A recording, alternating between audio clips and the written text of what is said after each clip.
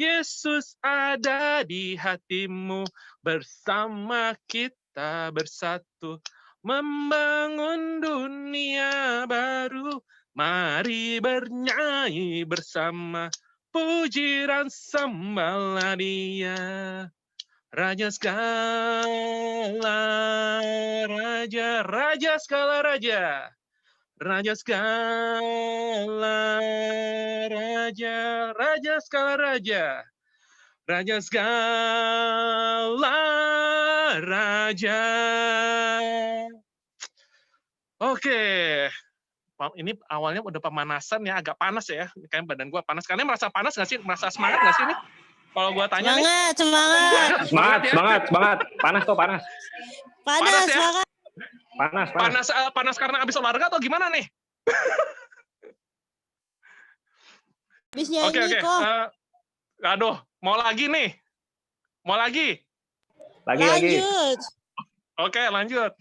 Oke, memang sungguh indahnya kita hidup bersama, kita rukun bersama dengan karena ada Tuhan Yesus yang selalu ada di hati kita, sehingga kita bisa bersatu. Ya, kita bisa bersatu dan kita bisa menyembah dan memuji Dia. Tapi ada tapinya nih. Tapi jangan lupa loh, Dia tuh adalah obat yang membuat hati kita senang, walaupun kita bertambah usia.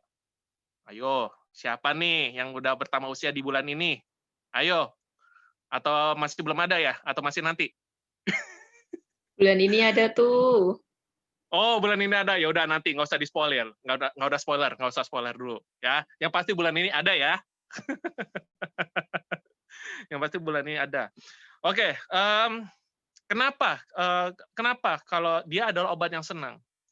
Karena dia itu selalu memberikan obat yang mujarab di setiap saat, baik setiap detik, setiap menit, bahkan setiap hari loh. Gitu. Dia tuh bekerja 24 jam nonstop ke kita. Gitu. Nah, untuk daripada kita maka mari kita menyanyikan lagu yang kedua. Lagu yang kedua yaitu Hati yang Gembira. Oke? Siap ya? Sebentar, kok gue agak lupa ya Hati yang Gembira itu. maaf. Oh ya, oke. 1, 2, 3. Hati yang gembira adalah obat, seperti obat hati yang senang, tapi semangatnya patah, keringkan tulang. Hati yang gembira, Tuhan senang. Oke, ini kan baru satu kali nih. Kita mulai lagi dari awal ya, tapi kayaknya ada kurang satu kata nih sepertinya, yaitu mau tahu nggak nih katanya apa nih? Mau tahu nggak? Ayo, mau tahu nggak? Mau ya? Yaitu manjur. Manjur. Nah, jadi maksudnya gini, ini baru tes dulu. Hati yang gembira adalah obat yang manjur. Nah, itu maksud gue. Ya, kenapa kok gue bisa bilang hati yang gembira itu sebagai obat yang manjur gitu?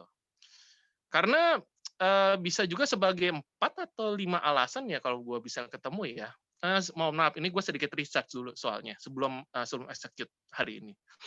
Karena pokoknya yang pasti gue riset lah gitu sedikit. Karena gini, karena bukan hanya sekedar obat, tapi Tuhan Yesus itu adalah sumber pemberi hati gembira kepada kita. Di saat kita yang sedih, di saat kita yang nggak tahu ngapain lah gitu. Nah terus kemudian kalau kalian bisa melihat satu sama lain nih yang lagi Zoom nih, ayo yang bisa melihat satu sama lain yang Zoom nih. Aduh, ada yang dimatiin, ada yang tetap nyala gitu. Maksud gue apa ya? Kalian memberikan salam kepada teman-teman di sini yang ada di Zoom dan coba berikan salam kepada kalian. Coba kalian memberikan salam kepada kalian semua. Boleh buka wajah ya, boleh buka wajah dan Kalian bilang, hati yang gembira adalah obat yang manjur. Ayo, hati yang gembira adalah obat yang manjur. Boleh buka suara, boleh buka mic dulu dah. Boleh buka mic dulu lah untuk bilang hati yang gembira adalah obat manjur. Ayo.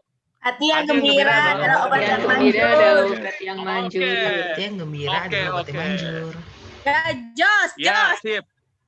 Ya, ngejos nih, Pak. Nih, tuh ada yang bilang hati yang gembira adalah obat yang jos. Tuh, bagus tuh.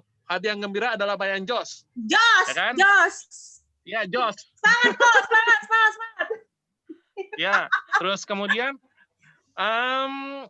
terus kemudian mungkin gue juga bisa bilang mungkin kalian sudah melewati 3 minggu dari awal tahun, dari Januari 1, 3 minggu dari Januari 1, sehingga kalian mungkin bisa banyak sekali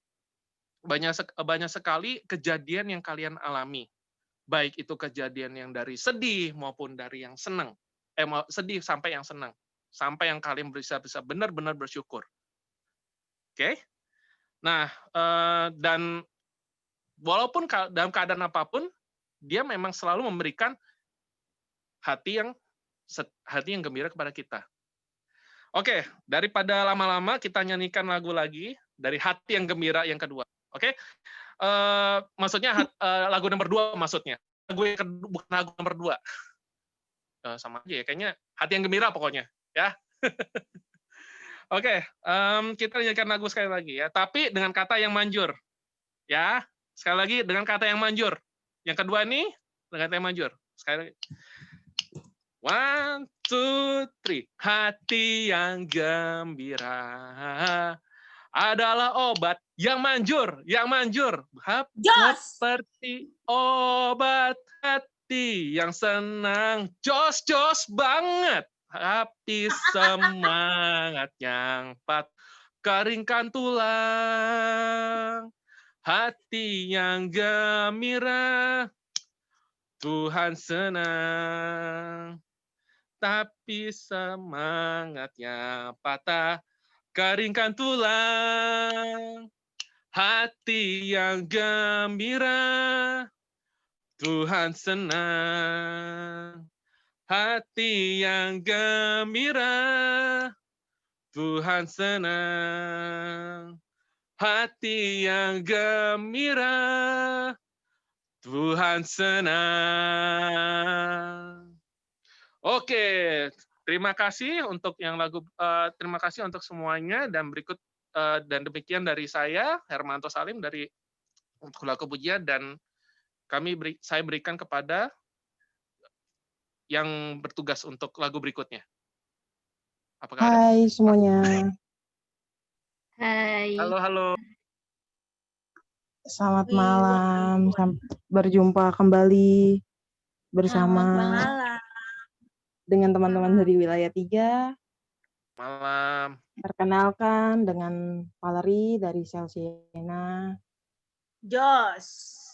Salam Sebelum Yos, kita salam memulai- semangat panem. Semangat kok.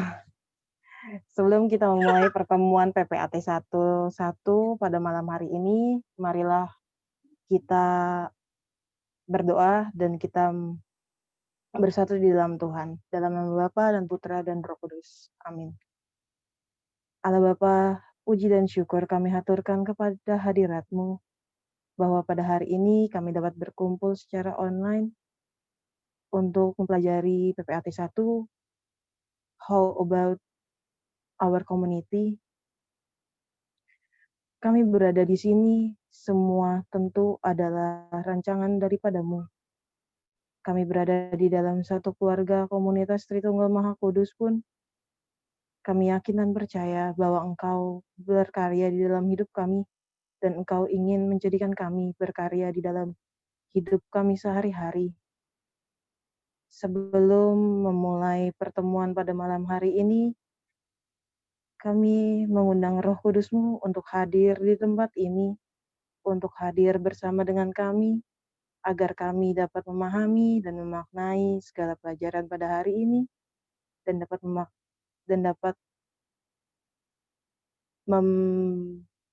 merealisasikannya di dalam kehidupan kami sehari-hari.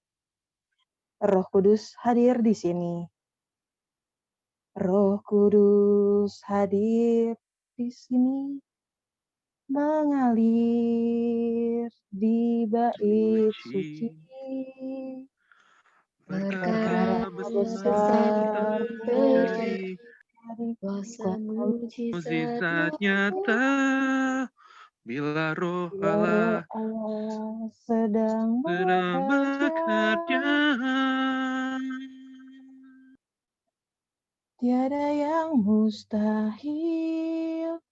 dan tiada yang sukar bila roh Allah turut bekerja.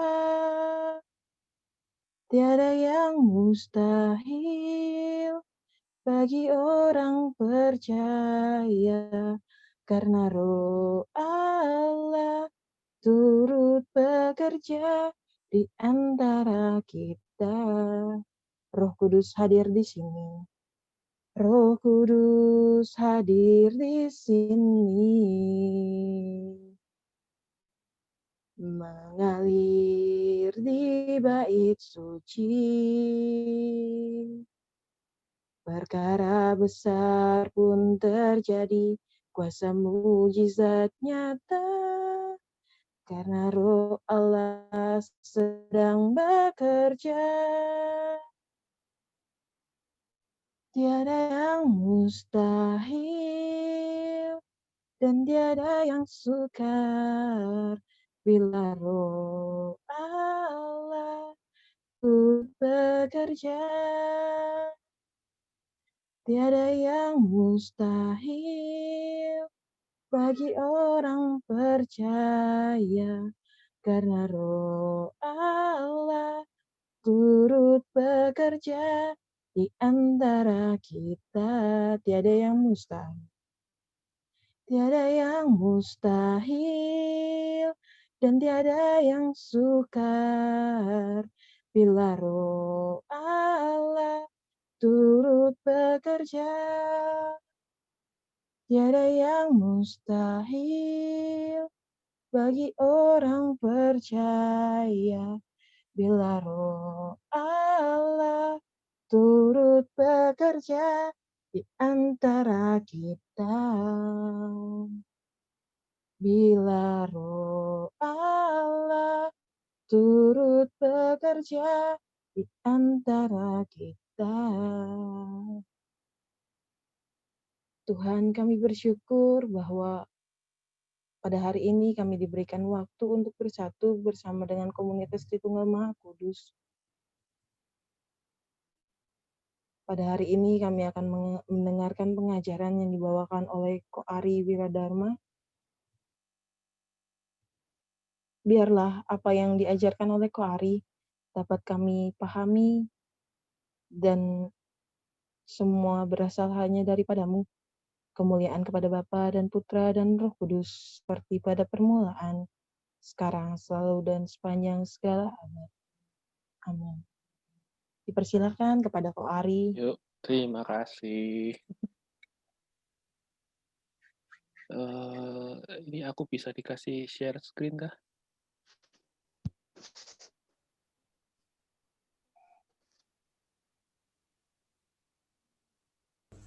Bisa dicoba kok. Yuk.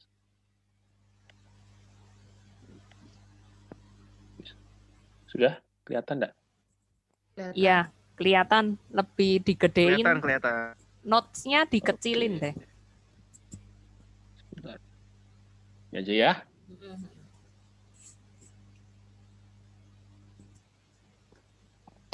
Oke. Sip. Sudah kelihatan semua ya? Kelihatan. Oke, sip. Oke, kita akan selamat malam semuanya. Kita malam ini akan memulai rangkaian PPAT 1 ya kan. Nah, ini kita mulai dengan PPAT 1 yang pertama ya kan. Nah, sebelum kita memulai pengajaran ini, saya mempunyai sebuah cerita. Alkisah ada seekor katak ya. Katak ini sendirian. Jadi kan sawahnya itu tiba-tiba semua katak-katak lain itu pada pergi ngungsi, tinggal dia sendirian Kak di salah satu sawah dia sendirian gitu kan. Terus dia bingung gitu kan, tiap hari hidupnya ini kayaknya kok nggak punya temen gitu kan, sendirian aja gitu kan. Lari apa loncat ke sana, loncat ke sini, kok nggak oh ya nggak ketemu katak yang lain ya, kok ini kenapa gitu kan. Ini ada apa ini kok sendirian gitu kan. Kayak lama-lama dia stres gitu kan. Wah ini apa jangan-jangan Tuhan memang apa menciptakan saya untuk sendiri gitu atau gimana. Nah, dia sampai stres itu dia akhirnya mulai aja dia cobalah berteman dengan yang lain, dengan si ikan gitu. Dia ngajak ngomong si ikan, "Keok keok." Ternyata nggak nyambung sama si ikan. Nah, nggak nyambung. Oh, si ikan malah lari gitu kan. Dia coba ngobrol lagi sama yang lain lah, kerbau lah, kayaknya ada kerbau nih tadi ujung. Dia ajak ngomong si kerbau, juga nggak nyambung juga gitu kan. Oh ini kok nggak nyambung semua gitu kan. Ini bagaimana ini gitu kan. Terus dia suatu hari dia dengar gitu kan, ada si orang-orang bilang di situ ada si petani-petani bilang, ini kayaknya ada tukang ramal top ini. Nah, tukang ramal top ini nih mau datang ke desa kita gitu kan. Ya, siapa tahu kita bisa tanya-tanya sesuatu, gimana nih desa gini kan. Nah, si Katak denger, si Katak tahu. Wah, jangan-jangan nih peramal ini jawaban atas segala kegalauan saya ini jangan-jangan. Oh, cobalah saya ketemuin si peramal ini ya kan. Dia memberanikan diri, dia jalan, dia cari di mana peramalnya. Oh, ya ternyata ada tuh peramalnya. Malam-malam dia nemuin si peramal itu gitu kan, malam-malam gitu pas nggak ada petani, nggak ada yang lain, pas peramalnya rada tidak tidur dia tanya, akhirnya dia bangunin si peramal ya kan. Nah, karena peramal ini sakti, peramal ini bisa ngobrol sama si Katak gitu. Ada Katak, "Mau ngobrol apa kamu?" Katak, "Malam-malam bangunin saya," dia bilang gitu sama si Katak peramal itu. "Gini loh," nah, "Pak Peramal, si Katak bilang, "Saya ini bingung hidup saya," gitu kan. "Saya ini tinggal di desa ini cuman tinggal Katak seorang diri. Sawah segede-gedenya gini kan. Saya nggak punya temen. Saya bingung ini mau ngapain hidup saya. Apa Tuhan itu memang menciptakan saya untuk hidup jomblo selamanya atau gimana gitu. Saya ini pengen tahu ke depan saya itu hidupnya gimana gitu. Apakah saya bisa ketemu seorang gadis cantik atau bagaimana gitu kan. Nah, si peramalnya itu akhirnya, "Oh, sebentar sebentar. Coba. Saya coba lihat-lihat dulu nih kan." Si peramal itu baca mantra komat kamit gitu kan. Buh gitu kan. Terus dengan segala macam mantranya gitu kan. Nah, akhirnya disembuh sama si peramal itu. Wah, udah kelihatan nih, udah kelihatan. Ini sudah kelihatan masa depanmu.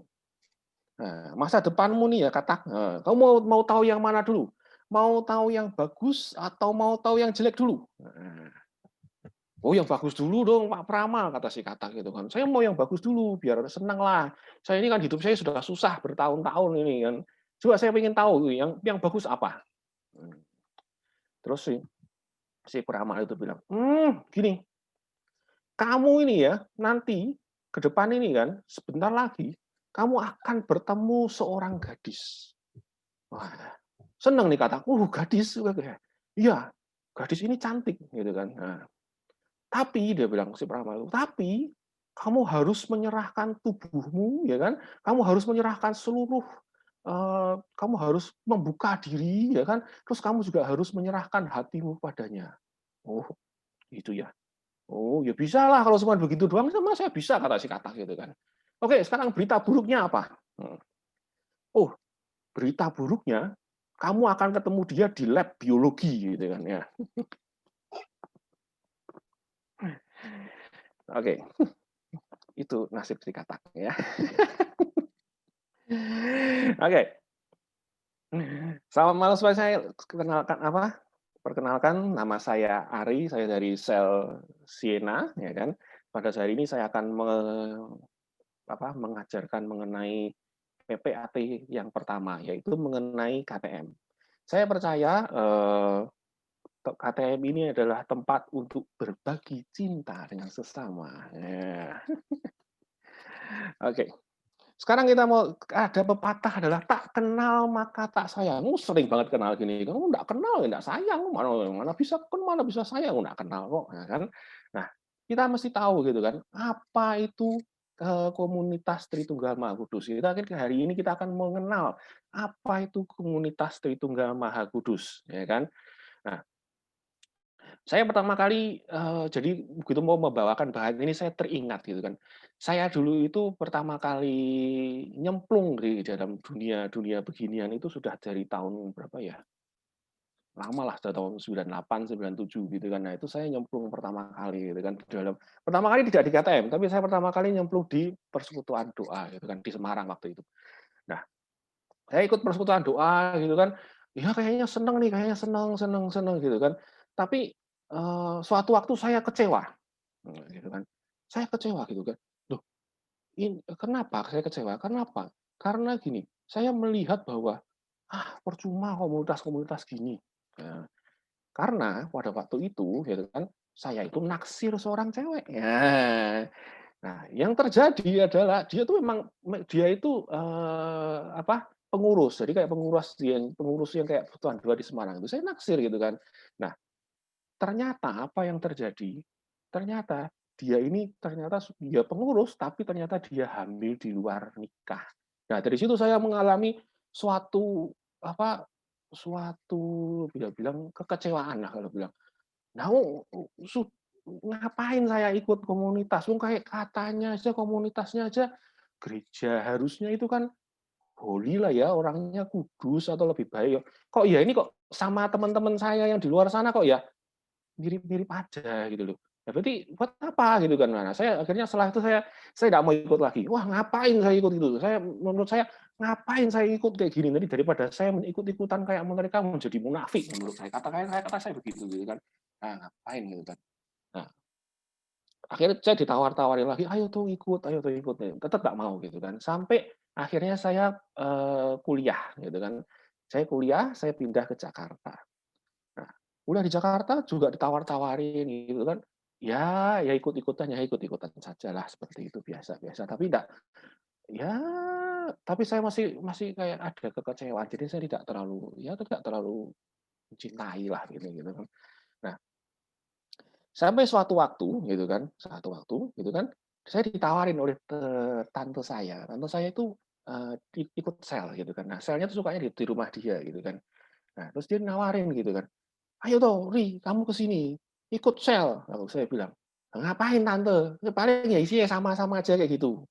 Nah, tante ini pinter gitu kan. Dia enggak menyerah nawarin saya.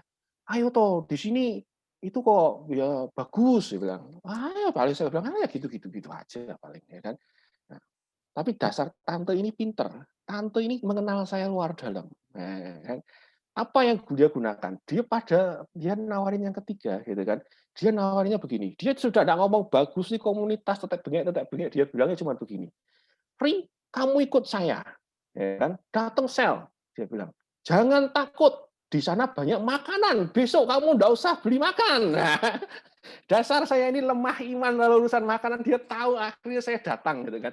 Ya lumayan lah, itu kan ikutnya sel dewasa, ini bukan sel Daudi, ini sel dewasa gitu. Saya datang, wah saya senang sekali karena makanan itu satu meja penuh melimpah ruah gitu kan. Seringkali apalagi mereka melihat saya ini masih anak merantau gitu kan. Mereka bungkus-bungkusin, wah ini gitu kan. Nah, saya senang akhirnya ikut komunitas. Jadi itu adalah pertemuan saya pertama kali masuk ke KTM itu ya gara-gara disogok adalah sogok makanan gitu kan. Ya cukup memalukan tapi ya itu ya yang terjadi ya. Saya lemah urusan makanan. Nah, sejalan waktu gitu kan, sudah ikut KTM akhirnya saya mulai berubah gitu kan, mulai dari menjadi pribadi yang lebih baik. Dulu saya itu kalau suruh ngobrol sama cewek, wah nggak berani, minder gitu kan. Apalagi suruh ngajar beginian, wah jangan. Nah, saya sudah kabur duluan, hilang duluan lah, percuma lah, gitu kan. Nah, itu saya dengan mengikuti KTM lama-lama pribadi saya berubah. Saya menjadi orang yang lebih percaya diri, saya bisa ngobrol, akhirnya gitu. Dan KTM itu memberikan saya banyak gitu kan, banyak sekali. Ya, termasuk juga istri saya juga orang KTM. Nah, jadi ya KTM itu memberikan banyak bagi saya, mulai dari makanan pertama kali sampai ya segala aspek kehidupan saya. Nah, gitu kan. Itu cerita saya gitu kan. Nah, kita lanjutkan begitu kan. Ya kan? Kenapa eh, kenapa dinamakan KTM? Saya dulu pernah tanya begitu sama tante. Lu ngapain sih ini nama kok komunitas ini kasih nama KTM gitu kan? Kenapa namanya enggak yang lain misalnya komunitas makan-makan kayak atau komunitas apa gitu loh. Kenapa kok komunitasnya Tritunggal Maha Kudus itu kan sudah susah gitu kan. Itu kan teologinya aja kayaknya berat gitu ya. Kayak komunitas Tritunggal Maha Kudus. Oke gitu kan.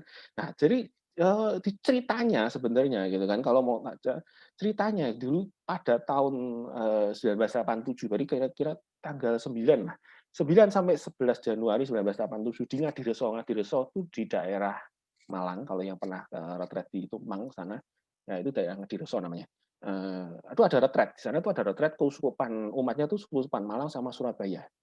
Nah, Romo Yohanes, pendiri KTM ini ingin mencoba merealisasikan bahwa komunitas itu dia terinspirasi dari kalau baca di Kisah Para Rasul bab 2 ayat 41 sampai 47 itu adalah komunitas pertama itu jemaat pertama. Dan si Romo Yohanes itu ingin merealisasikan seperti itu. Nah, jadi Romo Yohanes ingin mendirikan suatu komunitas itu yang berusaha menghayati hidup Kristen yang sejati berdasarkan misteri Tritunggal Maha Kudus, maka dinamakan makanya komunitas Tritunggal Maha Kudus. Nah, ceritanya seperti itu. Nah, terus ngapain Romo Yohanes ini susah-susah mau diriin ini? Nah, mau diriin ini, gitu kan? Kalau yang pernah sudah ikut kayak pelayanan kayak sudah dari terjun ke dunia-dunia seperti ini kayak model-model saya tahun 90-an mestinya tahu cerita ini gitu kan. Nah, jadi pertama kali latar belakangnya itu apa sih Romo Yohanes mau mendirikan ini? Memang yang pertama kali dia ingin membuatkan suatu komunitas seperti itu, tapi latar belakang ceritanya itu adalah karena seringkali Romo Yohanes melihat gitu kan bahwa begitu orang datang misalnya datang retret atau mengalami pembaruan Roh Kudus, terus setelah itu pas di pembaruan roh itu berapi-api, senang gitu kan. Wah, berapi-api senang sekali, tapi yang jadi masalah berkembangnya ada yang melenceng. Nah, itu yang jadi masalah gitu kan. Nah, dan yang lebih parah lagi itu adalah banyak yang terkontaminasi baik secara langsung atau tidak langsung, ya kan? Itu dengan kelompok-kelompok non Katolik. Nah, sebagai contoh gitu kan, contoh lah ya, contoh. Saya ikut tahun 90-an itu kan, itu pada waktu itu di Semarang ikut pertama kali. Pada waktu zaman-zaman itu, ya kan, itu ya gimana ya, berkembang suatu karena pelajarannya itu kan tidak tidak terakreditasi gitu ya, macam-macam itu masih belum jelas gitu. Ini ajaran ini benar Katolik atau enggak, pengajarnya pun kadang-kadang belum ada akreditasinya. Itu sampai kadang-kadang mengajarnya itu kadang-kadang sampai umat itu menangkapnya yang salah. Contoh, di PD saya yang di Semarang itu ada om-om, ya kan, om-om pengurus, sudah pengurus, levelnya kan top, ya kan, itu bisa bilang ke saya, Ri, kamu itu nggak usah misah, yang penting persekutuan doa saja cukup. Nah loh, nah kan aneh gitu loh. Ini kok sudah seperti itu gitu loh. Nah itu kecelakaan itu terjadi gitu loh. Nah itu nggak cuma di satu PD gitu kan. Bahkan saya pindah ke Jakarta pun ada yang seperti itu juga. Nah ini yang menjadi concern dari Romo Yohanes bahwa ternyata orang sudah mengalami pembaruan roh dalam Roh Kudus, ya toh, tapi yang terjadi adalah perkembangannya kadang-kadang melenceng. Nah, gitu kan. Nah, maka dari itu Romo Yohanes mengadakan komunitas ini dengan tujuan, ya kan. Yang pertama adalah seutuhnya dijiwai oleh Roh Kudus. Itu yang penting dulu. Nah, jadi harus dijiwai oleh Roh Kudus. Komunitas ini dijiwai 100% oleh Roh Kudus, tapi 100% Katolik juga.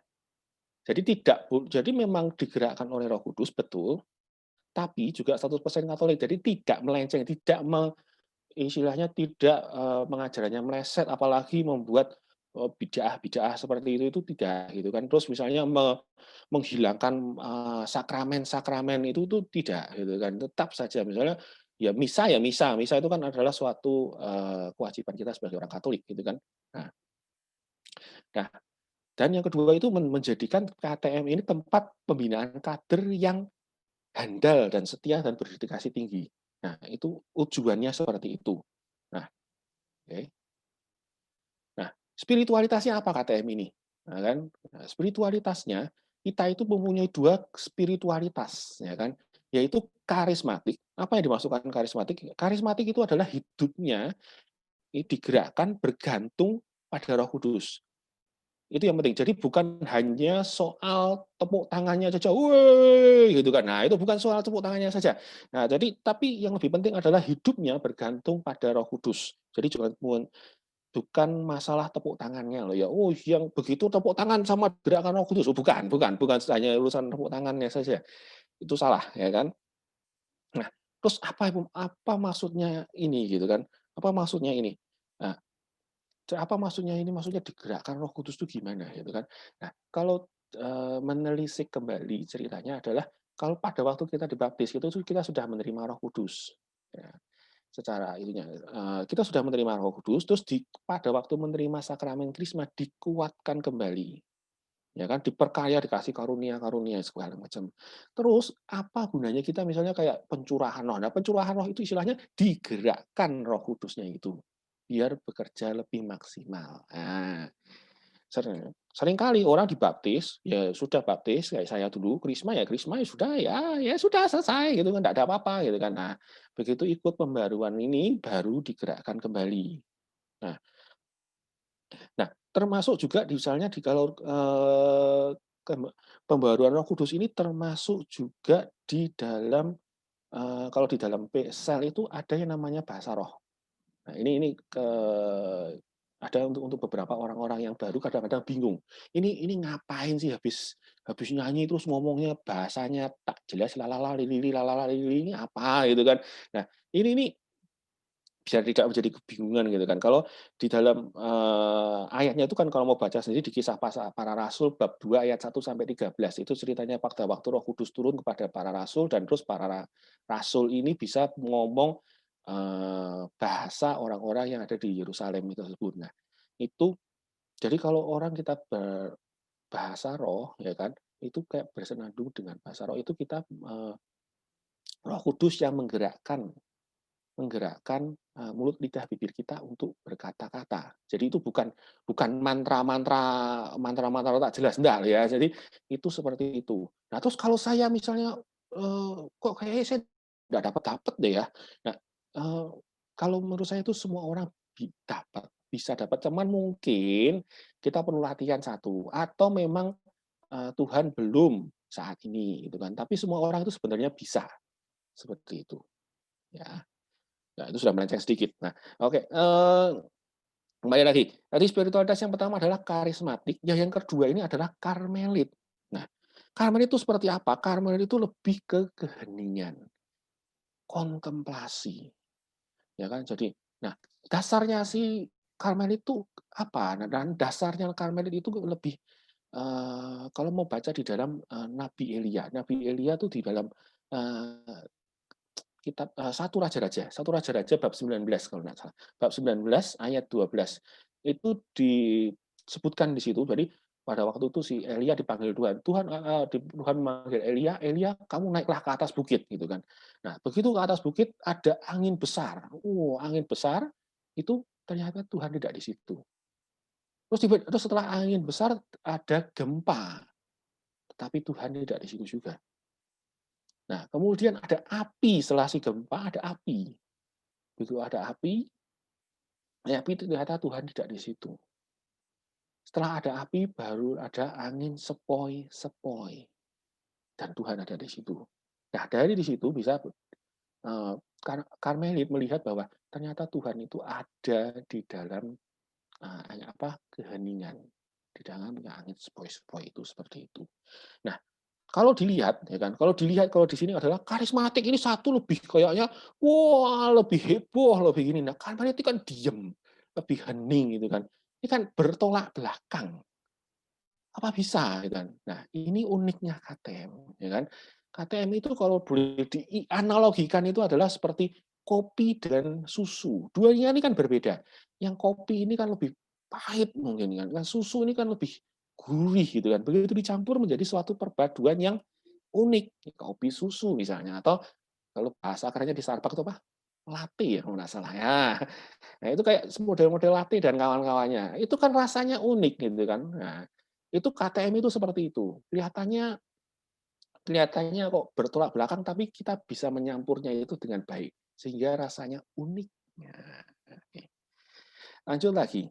Begitu sudah tahu spiritualitas KTM itu seperti apa, kita akan belajar mengenai visi dan misi. Nah, visi dan misi dalam KTM. Nah, ini teman-teman harus ya minimal tahu lah, gitu kan. Nah, jadi kalau ditanya-tanya, misalnya ditanya di paroki itu kan, kok terus ini apa KTM ini visi misinya apa? Nah, itu seringkali romo-romo kadang-kadang nanya itu kan. Kalau kita, oh ini visi misinya apa nih organisasi kalian KTM? Nah, ini visi misi KTM adalah yang pertama, kita dalam kuasa Roh Kudus. Ya kan? Dalam kuasa Roh Kudus mengalami dan menghayati sendiri kehadiran Allah yang penuh kasih dan menyelamatkan sampai pada persatuan cinta kasih serta membawa orang lain pada pengalaman yang sama. Kayaknya panjang ya, tapi sini mari kita breakdown pelan-pelan, ya kan? Jadi lebih paham. Oke. Nah, kita akan pecah jadi beberapa bagian. Yang pertama, dalam kuasa Roh Kudus, ya kan? Dalam kuasa Roh Kudus kita harus menyadari bahwa sebagai orang KTM itu adalah kita menyadari bahwa Roh Kudus adalah dasar dan sumber segala sesuatu yang baik untuk mengalami dan menghayati kehadiran Allah. Jadi kita itu dalam kuasa Roh Kudus, ya kan? Kita baru bisa mengalami dan menghayati sendiri kehadiran Allah. Nah, kehadiran Allah ini kita harus bisa mengalami, menghayati sendiri. Jadi kayak pernah ada suatu cerita teman saya itu bilang begini, oh Tuhan itu baik. Oke, saya tanya, nah Tuhan baik kenapa buat kamu gitu kan, cici-cici gitu kan. Oh kok Tuhan baik buat kamu apa Ci gitu kan. Oh iya, dia bisa buat baik buat apa? Buat teman saya bisa sembuh kanker. Loh. Oke, aku bukannya tadi tanya, kamu mengalami kebaikan Tuhan apa gitu. Kok dia malah bilang temannya sembuh dari kanker gitu kan. Terus dia bisa bilang, "Oh, teman saya begini, teman saya." Tiap kali dia cerita seperti itu, setiap kali dia bilang Tuhan baik, ya kan? Dia bilang temannya. Tuh, saya jadi tanya, ini benar-benar ini orang mengalami dan mengalami sendiri enggak sih Tuhan? Saya menjadi tanya, itu jangan seperti itu. Kita harus bisa mengalami dan menghayati sendiri kehadiran Allah yang penuh kasih dan menyelamatkan, ya kan? Nah, jadi kita yang pertama kali adalah kita harus bisa mengalami kehadiran sendiri dengan Allah yang penuh kasih dan menyelamatkan sampai pada persatuan cinta kasih. Nah, setelah itu baru kita serta membawa orang lain pada pengalaman yang sama. Jadi analoginya seperti ini. Analoginya adalah kira-kira seperti gelas, ya kan? Roh Kudus itu kira-kira dicurahkan pakai ke air lah, diisi air, terus kita mengalami sendiri, kita di dalam gelas itu mengalami sendiri, mengalami, menghayati sendiri kehadiran Allah melalui Roh Kudus ini di dalam gelas kita, gelas itu tubuh kita, sampai kita sendiri penuh, ya kan, sampai kita menyadari persatuan cinta kasih sudah penuh, terus kita baru luber. Nah, luber ini adalah membawa orang lain pada pengalaman yang sama, kira-kira seperti itu. Jadi menurut saya sangat akan lebih baiknya bagi kita bahwa kita mengalami sendiri dulu, selesai dulu, sampai penuh dulu, baru membawa orang lain. Jangan jangan baru istilahnya baru keisi sedikit, Kalau keisi setengah masih lumayan gitu kan, baru keisi sedikit. Nah, hasil terus bawa orang lain pengalaman yang sama. Nah, alhasil bener nggak ini gitu kan? Nanti bingung berdua gitu kan. Nah, maka lebih baik adalah pertama kali adalah kita sendiri dulu, menghayati dulu secara pribadi, sampai persatuan cinta kasih, baru membawa pada orang lain. Nah, oke, visi dan misinya, ya, seperti itu.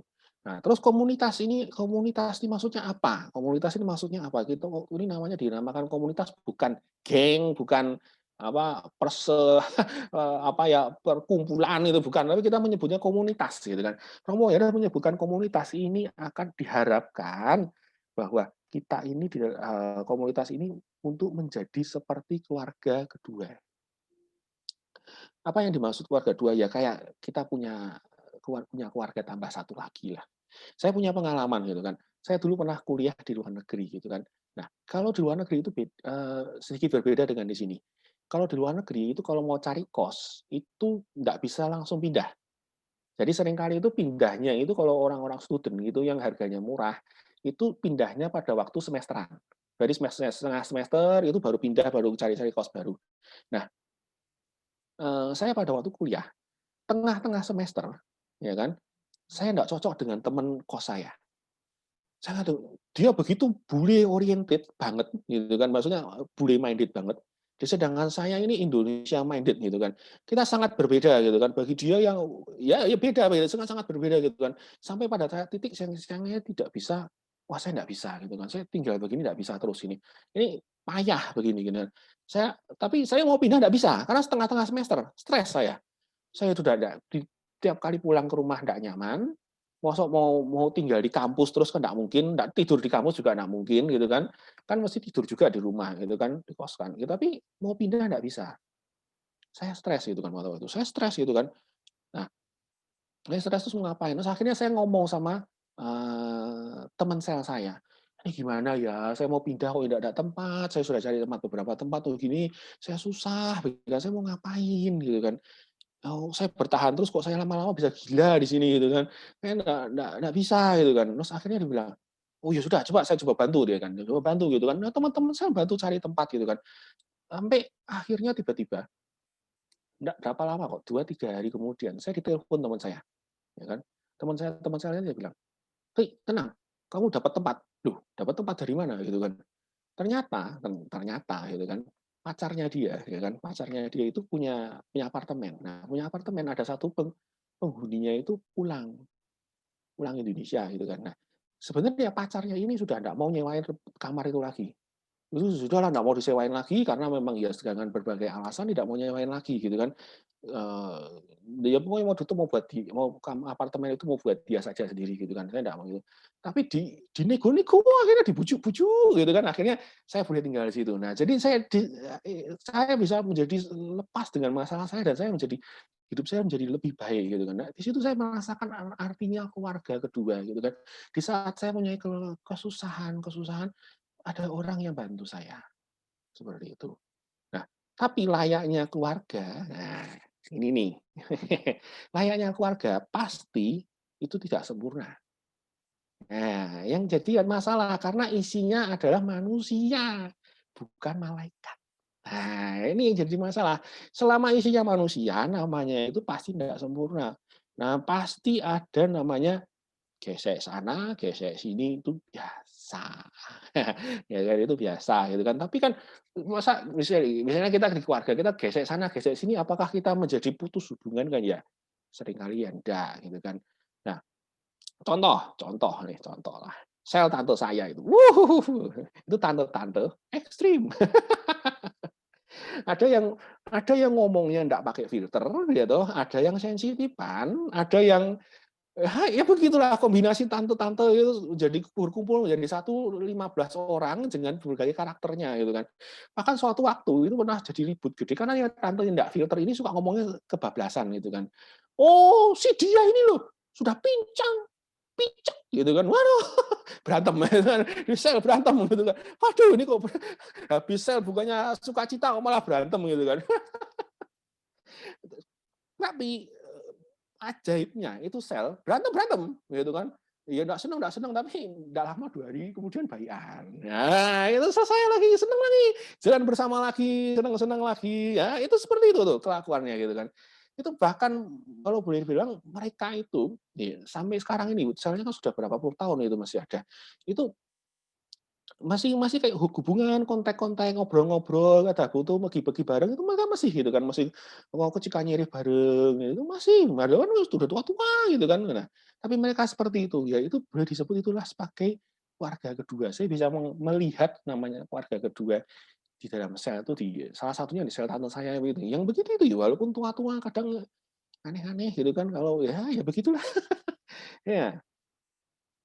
Nah, kemudian begitu komunitas ini kita diharapkan juga untuk mengalami menjalankan namanya pelayanan terpadu. Apa yang dimasukkan pelayanan terpadu? Nah, saya punya pengalaman adalah anak sel saya. Anak sel saya dulu dia punya prinsip seperti ini. Saya itu mau melayani sendiri. Ngapain melayani bersama teman-teman? Saya bisa kok, gitu kan. Saya misa sendiri bisa. Mau ngasih fakir miskin sendiri bisa, gitu kan. Mau itu saya sendiri bisa. Nah, gitu kan. Nah, kita kalau ikut di dalam KTM ini diharapkan untuk melakukan namanya pelayanan terpadu. Kenapa? Sekarang bayangkan saja itu kan dia sendirian. Dia kan memberikan seberapa kuatkah dia memberikan efek ke orang lain? Saya yakin tidak terlalu banyak. Ya karena kan dia cuma sendirian. Sedangkan kalau kita misalnya lebih banyak orang, 5 orang, 10 orang, pasti akan memberikan dampak yang lebih baik. Ya kan? Karena sebenarnya kita ini adalah manusia, kita ini diciptakan untuk tidak sempurna. Nah, kalau kita bersama banyak orang, itu akan saling melengkapi, sehingga pelayanan kita akan menjadi lebih baik. Oke, ya. Sekilas KTM seperti itu. Nah, kemudian kita ingin tahu dalam-dalamnya KTM itu seperti apa, aturannya kira-kira seperti apa, dalam-dalamnya seperti apa. Ya, kita harus tahu. Yang pertama syarat jadi anggota ya, ntar baca sendirilah ya. Ini ada di buku PPAT kalian punya. Nanti kalau tidak punya buku PPAT, minta soft copy-nya sama pelayan sel dan pelayan-pelayannya. Ya pasti mereka punya. Ya saya jadi anggota seperti ini, ya baca sendiri. Salam baptis, orang Kristen sampai salam anggota, nenek, ya. Dan orang yang ingin selibat dengan Allah ya. Ya syarat-syarat jadi anggota seperti itulah ya. Oke. Nah, ini adalah strukturnya. Strukturnya ada gembala, DPU. DPU itu umum. Jadi bos kalau gembala itu biasanya ada romo, ya kan? Romo suster, ya kan? Kalau DPU itu sudah biasanya orang awam. Ketua DPU-nya si Omhar kalau nggak salah, Kohar. Terus DPP itu provinsi, DPD itu distrik. Distrik itu yang membawahi sekarang itu kan distriknya si siapa? Resa ya, Resa. Nah, DPD itu distrik, PW itu pelayan wilayah LIA, kemudian lensel masing-masing, ya. Nah, kira-kira struktur organisasinya seperti ini. Nah, yang ini yang penting, ini urusan duit. Nah, urusan duit penting kadang-kadang. Ini kadang-kadang ada banyak yang tanya, terus bingung gitu kan. Ini apa bedanya persembahan kasih sama kolekte gitu kan. Nah, kalau berarti ada dua kalau di dalam ATM. Kalau persembahan kasih itu 100% murni langsung ke atas. Jadi tidak mengalami kortingan. Jadi kalau lihat di sini, kalau lihat di sini nih, kalau misalnya kita melakukan persembahan kasih dari anggota langsung naik ke DPU, karena dipakai untuk apa? Biasanya untuk volunteer, untuk kegiatan operasional. Itu persembahan kasih. Tapi lebih banyaknya biasanya untuk bayari volunteer ke mana Sabah, ke Merauke dan lain sebagainya. Nah, kalau kolekte itu biasanya misalnya ngasih 100.000 kolektor di sel, ya kan? Nah, itu biasanya setengah masuk sel, setengahnya lagi masuk wilayah. Nah, setelah masuk wilayah, potong lagi setengah, baru masuk distrik. Ya, kira-kira seperti itu. Nah, itu biasanya digunakan untuk operasional sel, wilayah, dan distrik. Ya, ini kalau ada yang salah tolong dikoreksi nanti ya. Tapi kira-kira setahu saya seperti itu, 50%, 50% setahu saya. Ya. Nah, kemudian tahap anggota. Tahap anggota ini ada 4, peminat, calon anggota, komitmen sementara, komitmen tetap. Nah, dari peminat itu 6 bulan, setelah dari 6 bulan jadi peminat, jadi calon anggota setahun, terus setelah jadi calon anggota masuk ke komitmen sementara. Komitmen sementara 3 tahun jadi komitmen tetap. Jadi kira-kira dari masuk sampai komitmen tetap butuh 4,5 tahun. Itu komitmen tetap. Nah, kira seperti itu, ya. Nah, ini setiap komunitas ini kan biasanya kalau dalam komunitas Tuhan itu ada komitmennya. Komitmennya apa? Ya kan? Komitmennya itu kalau di dalam KTM itu kita mengenalkan namanya 8 komitmen. Terus sebelum 8 komitmen, ngapain mesti komitmen? Nah, ngapain gitu kan? Ngapain sih kita mesti berkomitmen, ngapain susah-susah gitu kan? Nah, kami percaya gitu kan bahwa kalau saya percaya dengan melakukan komitmen ini, kita akan semakin bertumbuh. Semakin bertumbuh di dalam sel, semakin bertumbuh menjadi pribadi yang lebih baik. Ya kan? Komitmennya apa aja? Ya. 8 komitmen ya. Ya, terus ini yang pertama adalah melakukan kegiatan bersama yang ditentukan wilayah distrik nasional. Nah, ngapain? Ngapain mesti ikut? Nah, dulu sel saya begini. Dulu sel saya pernah begini nih tipenya nih. Ngapain ikut acara wilayah gitu kan?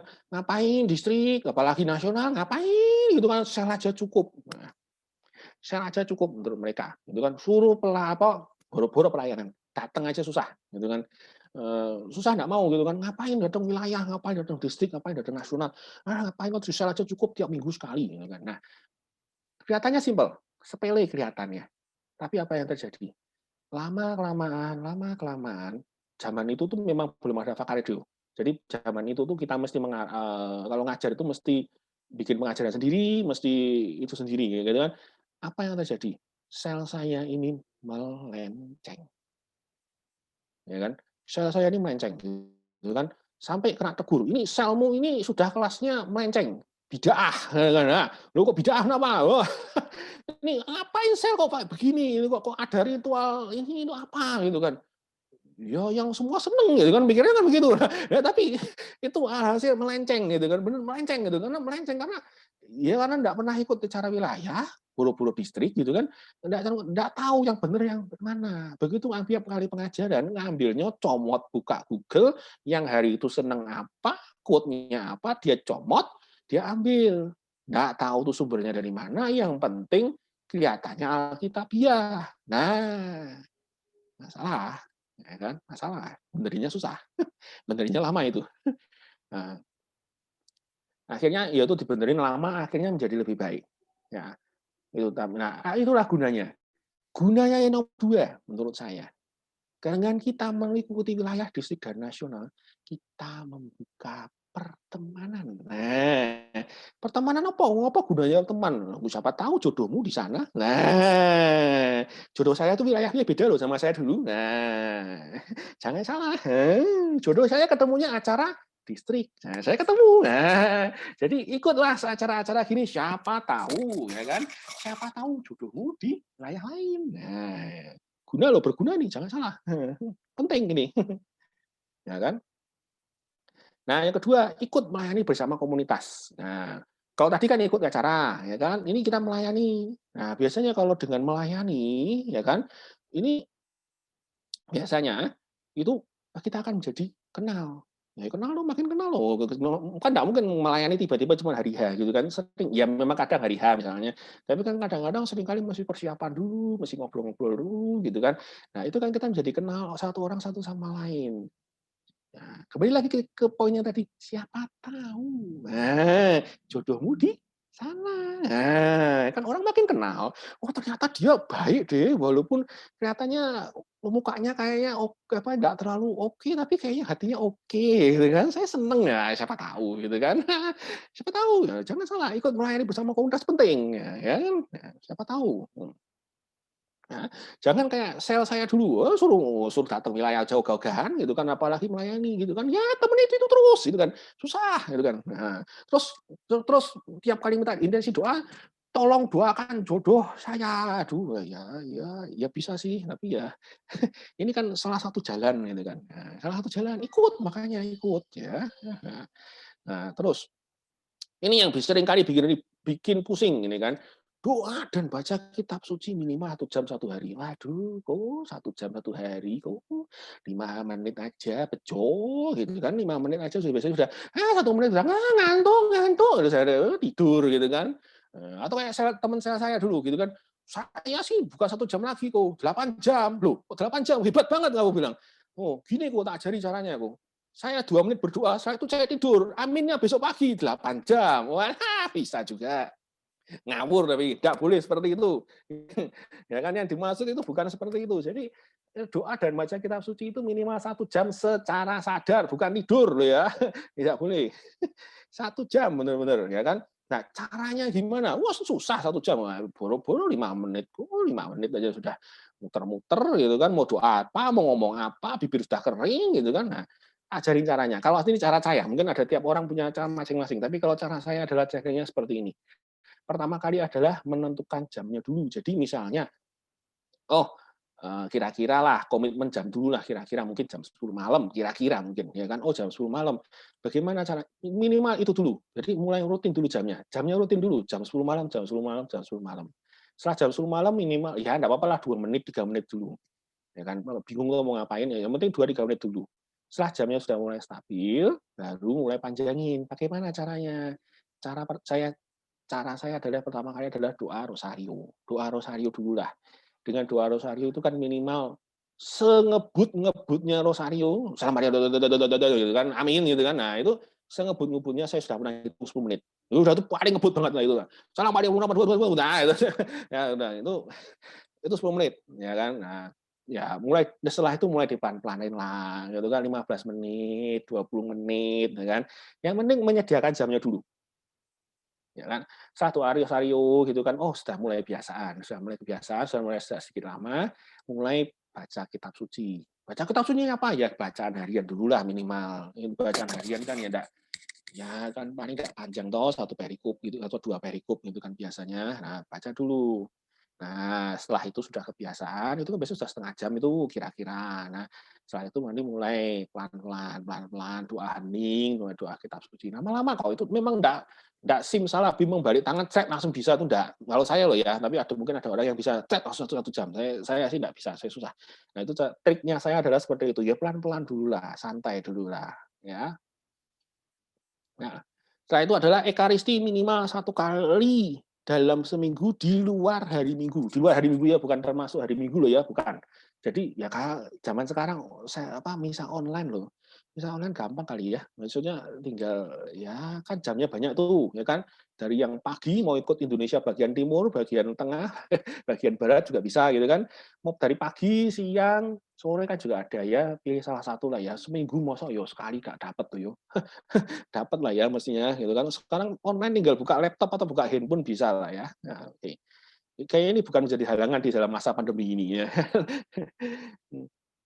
Nah, sakramen tobat secara teratur. Nah, sekarang terus sakramen tobat secara teratur. Memang dalam masa pandemi ini agak susah.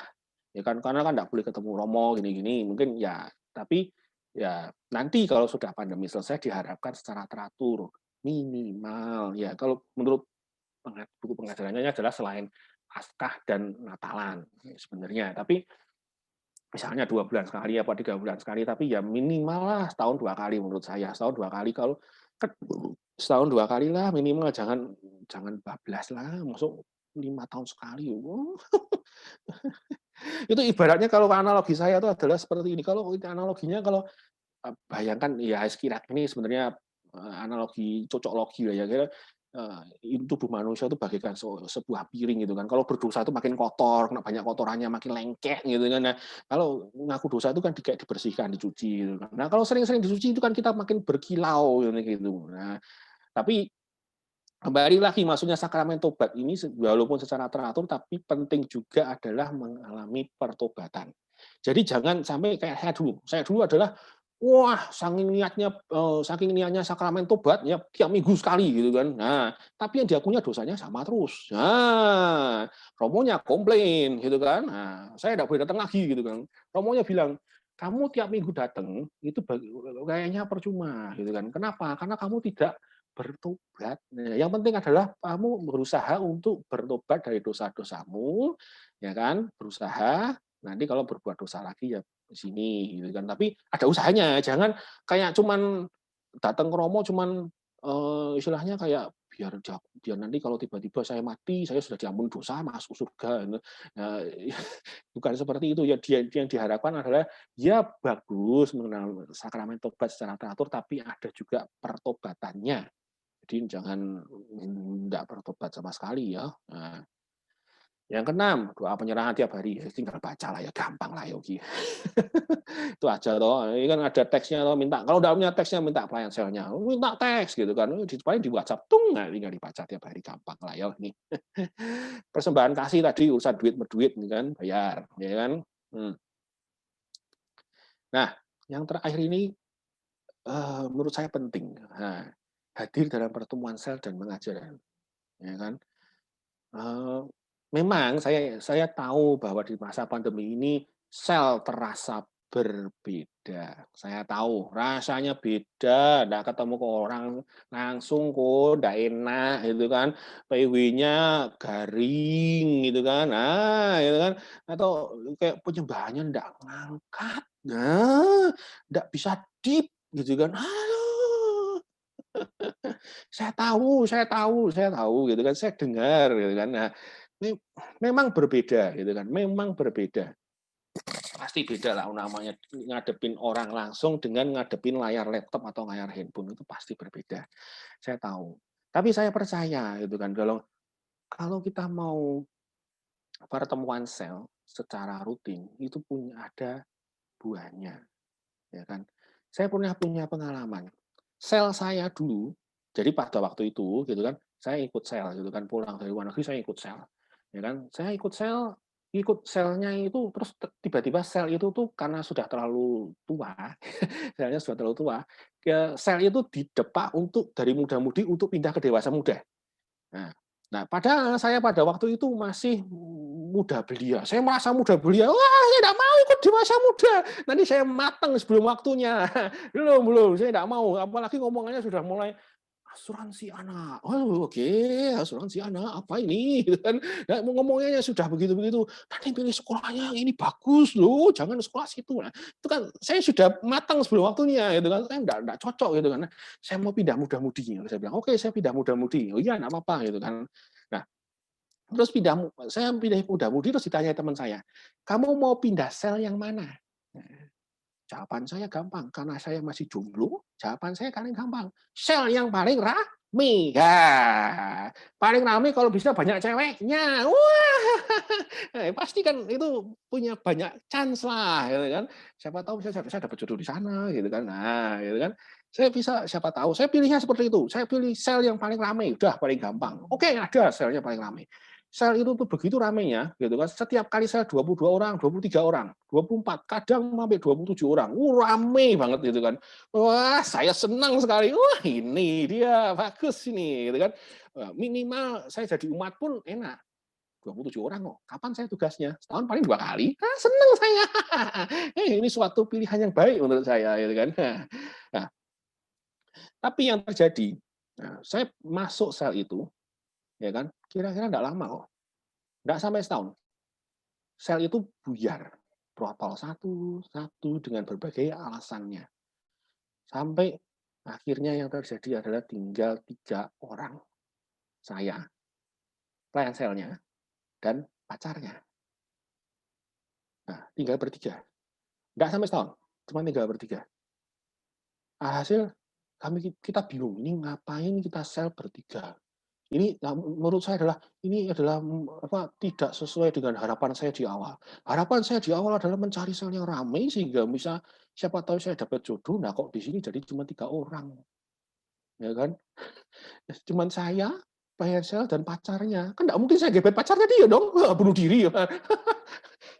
Nggak bisa gitu kan. Nah, ya sudah kita bertiga gitu kan. Sih kita pandang-pandangan tiap kali stres, kita stres gitu kan. Ini ngapain sel bertiga ini kan. Gitu kan. Ini mau ngapain sel bertiga? Sudah super garing lah. Kalau sudah tanya tugas sudah enggak usah ditanya tugasnya lah. Ya, lu lagi gitu. Udah pasti lah bertiga kok. Ya sudah tinggal pilih minggu ini apa gitu kan. Kalau minggu ini WL, minggu depan pasti pengajaran, minggu depannya lagi tinggal pilih mau jadi happy atau main musik. Nah, tinggal pilih. Nah, seringkali seperti itu, sudah sampai gitu dan akhirnya sudah lama gitu kan. Akhirnya sampai pemilihan pelayan sel gitu kan. Akhirnya itu kan sudah rada akhir gitu akhirnya pemilihan pelayan sel.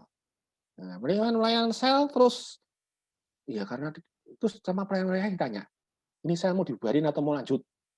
Ya kan?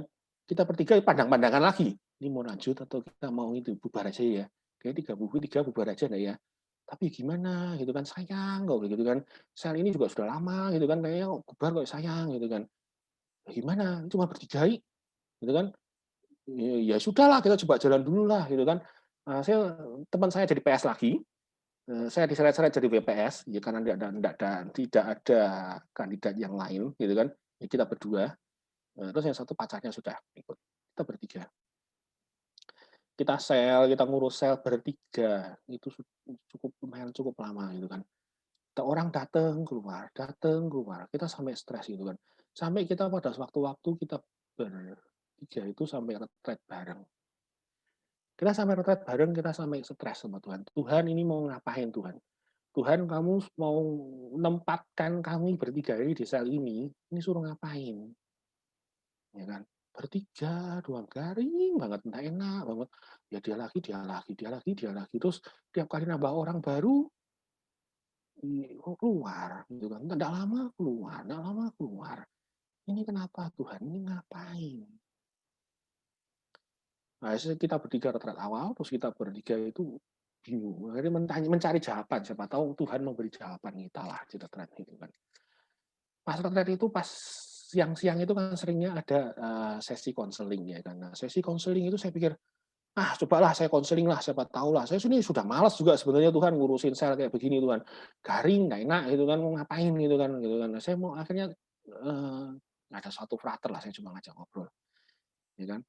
Frater, saya punya masalah seperti ini, gini. Saya punya ngurusin sel yang seperti ini. Sel cuma bertiga, garing, bosen. Ini mau ngapain? Gitu. Jangan boro-boro PW, Frater. PW bertiga itu apa enaknya sih? Nggak enak, gitu kan. Apa kan sudah nggak enak, benar-benar nggak enak, gitu kan. Toh kita bertiga pun dalam status masih belajar, gitu kan. Masih belajar PW dan masih ini. Ya, kita bertiga itu mau ngapain, gitu kan. Ternyata Frater itu adalah mantan KTM. Oh. Nah, terus dia bilang, nah menurutmu gimana? Ya kalau saya sih saya mau bubarin sih Frater. Saya mau datang ke sini mau cuma mencari validasi Tuhan aja. Tuhan saya mau bubarin aja ya ini sekarang ya. Saya mau retret mau mencari validasi. Saya sudah give up untuk ngurusin sel ini. Saya sudah give up untuk ikut sel gitu kan. Nah, saya mau give up mau bubar aja lah. Saya mau senang-senang saja lah ini gitu kan. Nah, terus Frater itu memberikan pertanyaan yang menurut saya tidak sangka dia akan tanya ini. Dia tanya, Ari, Tuhan tanya, apakah engkau mengasihiku? Ya mengasihi lah, Frater. Kalau nggak mengasihi, ngapain saya ikut sel begini, begono. Saya mengurusin sel bertiga, ngapain? Saya mengungkapkan lebih banyak unek-unek saya gitu. Panjang gitu lah, saya ngoceng gitu kan sama Fraternya. Setelah panjang lebar, Fraternya diam. Fraternya nanya lagi. Tuhan tanya, Ari, apakah engkau mengasihiku? Ya mengasihi Tuhan, tapi saya sudah lebih dalam. Ya kita mengasihi Tuhan gini, tapi saya malas gini dengan segala macam. Frater itu jawabannya gini, gembalakanlah domba-dombaku. Jangan langsung komen, gembalakan domba. Nah, dombanya mana, Frater? Dombanya kita bertiga ya. Mau apa yang mau digembalain, Frater? Panjang lagi gitu kan. Cerita gitu kan. Saya ngoceh-ngoceh panjang sama Frater. Fraternya bilang lagi yang ketiga kalinya. Tuhan tanya, Ari, apakah engkau mengasihiku? Di situ saya nangisnya. Iya Tuhan, aku mau mengasihimu. Jawaban Frater itu sama. Gembalakanlah domba-domba. Nah, dari situ, itulah yang menguatkan saya untuk setiap kali saya untuk hadir di sel saat itu. Hadir ya walaupun hujan, ya walaupun malas, ya walaupun garing ketemu orang tiga. Ya kan, ketemunya orang itu terus gitu kan. Tapi ya itu yang menguatkan gitu kan. Akhirnya ya terus jalan. Akhirnya kalau mau tahu sel itu sekarang sudah besar membelah dan sel itu ramai banget sudah gitu kan. Dari yang kawan kami bertiga, kami stres mau dibubarin sel, itu sampai sekarang sel itu sudah belah jadi 2 sel. Dan itu hanya saya bilang itu puji mujizat Tuhan. Coba kami tidak setia, kami cuman kami menyerah di tengah jalan, kami cuman bosan. Saya yakin gitu kan, tidak akan jadi seperti ini, ya kan? Ya kan? Hidup saya juga tidak akan menjadi lebih baik. Ya. Nah, jadi saya percaya bahwa kalau kita setia di dalam komunitas kita, ya kan, kita akan mendapatkan banyak buah. Karena komunitas ini adalah tempat berbagi kita cinta dengan sesama. Oke, sekian pengajaran saya. Terima kasih. Sudah. Ada yang mau ditanyakan? Thank you, Ko Ari. Yuk. Teman-teman boleh kalau mau ada yang ditanyakan maksimal 3 orang ya. Yuk, silakan. Boleh unmute buat yang mau nanya.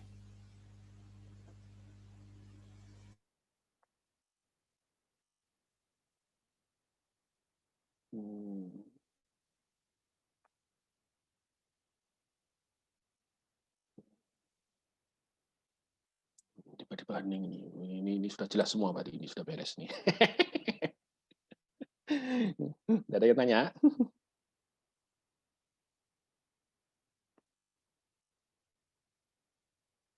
Masa nggak ada yang nanya sih? Kalau malu ngomong boleh tulis di chat deh tanyanya. Buka chat gimana caranya ya? Saya ini gaptek nih. Ada di bar yang bawah itu kok. Ari, Kan ada. gue yang nanya deh kok. Nah, silahkan. Ya, Ko Ari, apa? Ini kan yang dari tadi dibicarakan kan sebenarnya lebih banyak tentang kondisi sel juga kan kita yang lagi kering ya kok kalau cuma sedikit gitu 3 orang 4 orang gitu. Nah ini sekarang kan kita lagi COVID kan ya kondisinya lain jadi lebih mungkin bisa saja orangnya banyak gitu tapi ada juga teman-teman kita yang mungkin ngerasa sel online itu kurang cocok atau berasa ya kurang menarik lah begitu. Nah kira-kira ada tips nggak kok gimana sih buat kita supaya sel itu bisa lebih hidup walaupun secara online gitu kok. Thank you. Kalau tanya saya baru sel online kali ini. Saya juga bingung. Mungkin yang selnya yang lebih berkompeten, selnya yang rame juga bisa dijelaskan. Yang merasa selnya rame. Ayo. Saya ini saya ini sebenarnya baru sel online baru kali ini saya bingung mau jawab apa. Tanyakan pada yang selnya online coba yang rame coba silakan ngomong.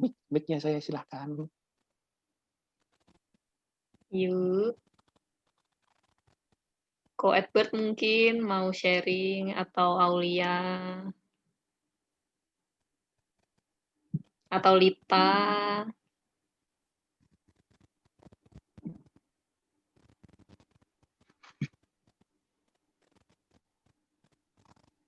Ayo. Tadi nggak mau nanya, sekarang disuruh sharing diem. Aduh.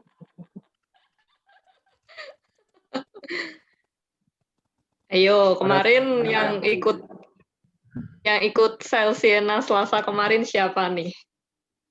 Wah. Siena. Aku ikut. Ya. Ayo, Jenny coba sharing mungkin, Jen. Pertama mungkin apa yang kamu rasakan di sel Siena pas online sama pas offline. Terus apa yang membuat kamu tetap datang gitu. Mungkin itu dulu deh.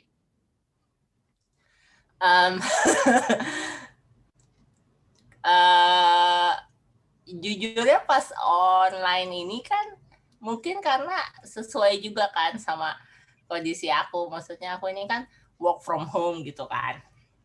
Nggak ada ke kantornya. Kalau teman-teman yang lain mungkin ada gitu ke kantornya. Tapi aku nggak.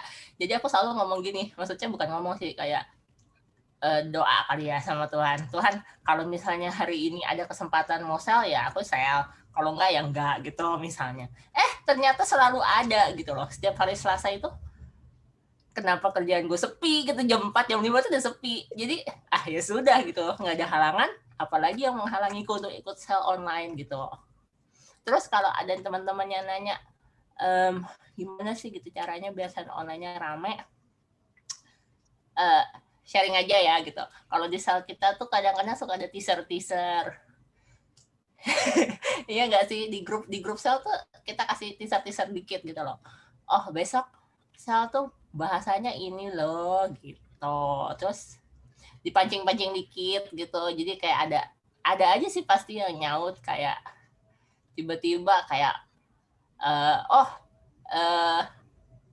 temanya ini loh gitu. Terus misalnya dikasih tahu juga pengajarnya si ini loh atau si ininya si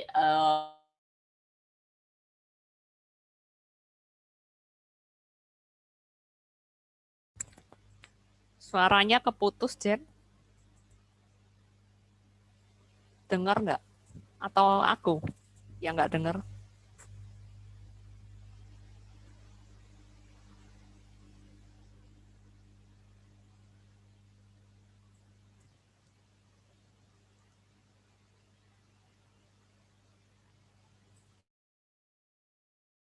lihat gitu pagi-pagi harinya cerah gitu ya, kita nggak ada salahnya sih kayak menyapa-nyapa dengan ngomong selamat pagi gitu, atau misalnya hari Minggu happy Sunday, misalnya hari Jumat pertama pasti ada tuh yang ngingetin hari ini hari Jumper loh gitu, selamat misa kayak gitu-gitu. Jadi menurutku ya kalau grup sel itu hidup selnya juga pasti lebih rame gitu. Nggak krik-krik banget gitu. Itu pengalaman aku aja gitu loh teman-teman. Thank you, aku sudah kenyang sambil dengerin Pak Ari sambil makan.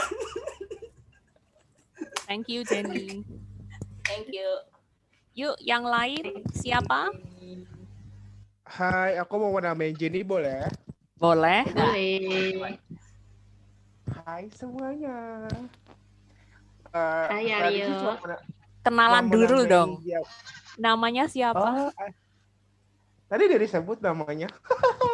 Dari sel apa nih? Namaku Aryo, dari sel satu sama Jenny, sel Siena. Oke, silakan. Oke, nah tadi sebenarnya yang Jenny sampaikan juga benar ya gitu kan, maksudnya hidupnya sel itu juga bergantung dengan kita anggotanya gitu. Nah, maksudku tadi menjawab tadi pertanyaan Yos, ini menurutku pribadi ya, yang aku rasakan selama pandemi gitu kan. Sebenarnya tadi menanggapi yang Jenny bilang bahwa kalau selnya hidup itu kan berarti kan balik lagi ke diri kita gitu. Nah, semakin sel itu hidup berarti kita merasa bahwa sel itu keluarga kita. Tadi kan Pak Ari ada menyinggung keluarga kedua gitu kan. Nah, ini sih tadi cocokologi gitu ya maksudnya. Jadi ya ibaratnya kalau ini kita punya keluarga kedua gitu kan, mau apapun yang terjadi gitu kan, kayak bisa kita punya keluarga, mau seboring apapun keluarga loh gitu kan, atau mau se-annoying apa lu keluarga lu kondisinya gitu, namanya sebuah keluarga kan tadi yang Koare bilang kondisinya nggak mungkin enak-enak terus gitu kan. Nah, anggap aja ini kondisi corona ini lagi kondisi yang memang harusnya kita tidak bertemu dulu gitu kan. Nah, yang gue rasain sih ya walaupun rasa-rasa bosen, rasa-rasa garing, rasa-rasa ya rasa gimana sih kalau rasa online itu, apalagi gue orangnya yang lebih mengutamakan tatap muka daripada telepon. Misalkan ada yang WhatsApp gitu kan, terus kalau yang gue rasa itu kok penjelasannya panjang, boleh nggak gue telepon gitu, gue lebih senang begitu kan. Nah, sama hal ini gue rasakan kok lama-lama kok online kok ini ya, kok gue nggak bisa ketemu teman-teman gitu kan, kok gue kangen ya gitu kan, ada rasa-rasa yang kurang gitu. Tapi balik lagi ke diri kita, kalau memang kita merasa mempunyai keluarga atau merasa keluarga di situ, atau ibarat bahasa kerennya merasa ada di situ gitu loh, ya apapun yang terjadi pasti kita bakal join kok, bakal terus continuity ikut sel gitu. Beda kalau misalkan lagi ada halangan, misalkan lagi ada kerjaan yang merasa kita nggak ikut, ya itu manusiawi gitu kan. Tapi balik lagi ke diri kita gitu. Selagi memang kita merasa ikut berkeluarga di situ atau merasa kita adalah keluarga di sel itu ya apapun yang terjadi kamu atau kalian bakal balik lagi gitu. Apapun yang terjadi gitu. Mau ini nanti online sel terus menerus karena bonding atau ikatan itu yang paling kuat gitu loh. Sama niat kita kepada Tuhan gitu. Niat kita apa sih gitu? Kalau kita niat mau merasakan cinta kasih Tuhan dan sebagainya, itu yang gue rasain. Jadi kadang rasa malas itu bakal terkalahkan dengan rasa memiliki tadi gitu. Oh, gue mau ketemu teman-teman gue nih gitu. Kalau walaupun ya secara chatting tiap hari bakal kayak sama Jenny, kadang tiap hari tetap WhatsApp gitu kan, walaupun ngobrol hal-hal simple gitu. Tapi ibarat kata di sini sel itu momennya kita bertatap muka gitu, walaupun secara online gitu. Jadi itu sih tadi mungkin penambahan dari gue bahwa balik lagi ke kita. Kalau kita memang merasa sel ini ada keluarga, apapun yang terjadi ke keluarga, kita pasti bakal balik lagi gitu. Thank you teman-teman.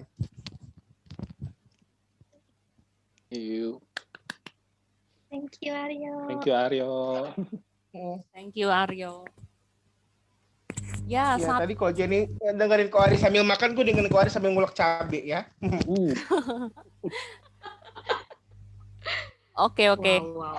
Ini ayo dari sel Imelda 1, Maria Neri 1, terus Asisi 1, mari kita ramaikan.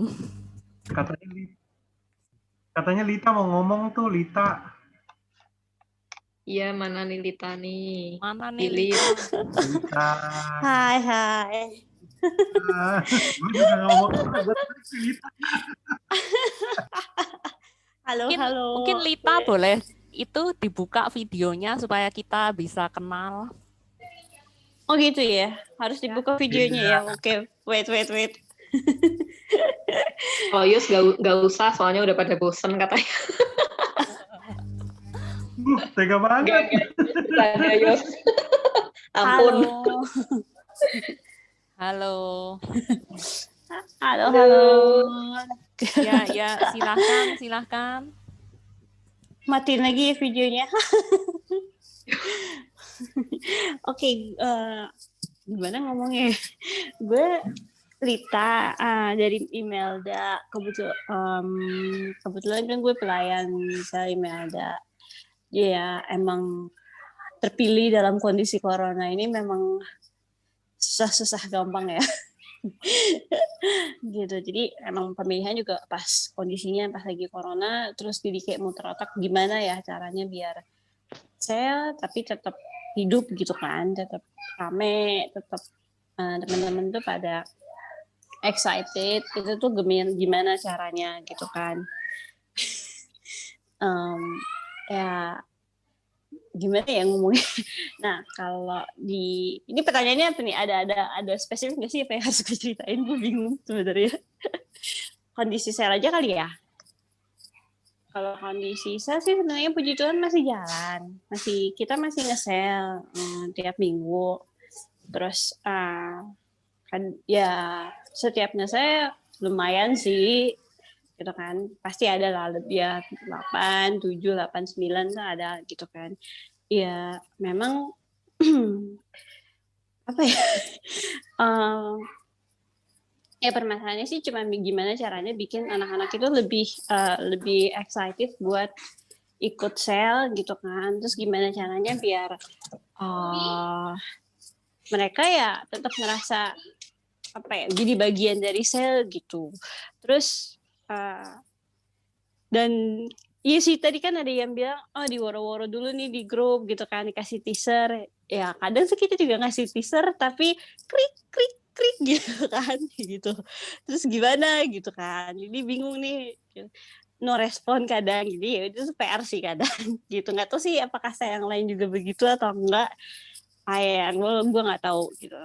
Nah itu sih PR, gimana caranya supaya walaupun kayak gini nih sel tetap hidup, terus anak-anaknya biar tetap excited, tetap semangat untuk ikut sel gitu kan. Walaupun ya kita tahu kerja sibuk gitu ya, aduh gue kerjaan banyak, meeting sana sini gitu kan. Terus ya gimana biar walaupun di tengah kesibukan tetap semangat, itu sih. Gitu sih. Gitu. Itu aja sih. bingung mau apa lagi. Mungkin ada anak IBA lagi kali yang mau cerita juga, boleh. Terima kasih. Terima kasih. Thank you, Lita. Mungkin gua deh, boleh ya. Mungkin gua boleh ya tambahin yang punya si Lita. Boleh, Kalau boleh. yang punya untuk Lita, oke. Dan kalau dari posisi gua sih, gua bisa bilang konsistensinya ke sel ya. Konsistensinya ke selnya, maksud gua gini.